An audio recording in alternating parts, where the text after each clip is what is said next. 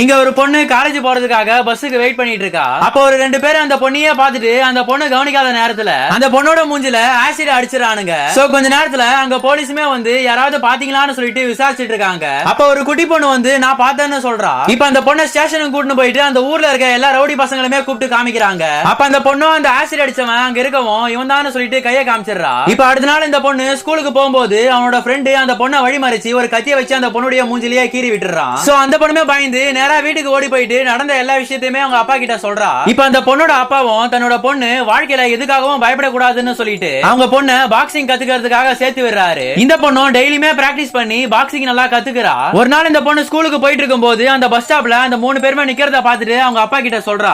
அவருமே அவங்க பொண்ணுக்கு தைரியம் சொல்லி அவங்கள போய் அடின்னு சொல்லிட்டு சொல்றாரு. அந்த பொண்ணு அங்க இருந்து வேகமா போய் அங்க இருக்க ஒருத்தனை கூப்பிட்டு பலார்னு அரையறா. அதை பார்த்த மிச்ச 2 பேரும் அந்த பொண்ணை அடிக்க வராங்க. ஆனா அந்த பொண்ணு அவங்க 2 பேருமே பயங்கரமா அடிக்கிறா. அப்ப அதுல இருக்க ஒருத்தன் வண்டியில இருந்து ஒரு ஆசிட் பாட்டில் எடுத்து அந்த பொண்ணுடைய மூஞ்சில அடிக்க வருவோம். அந்த பொண்ணு அவன் கையை பிடிச்சி அந்த ஆசிட் பாட்டில அவன் மூஞ்சிலேயே திருப்பி விட்டுறா.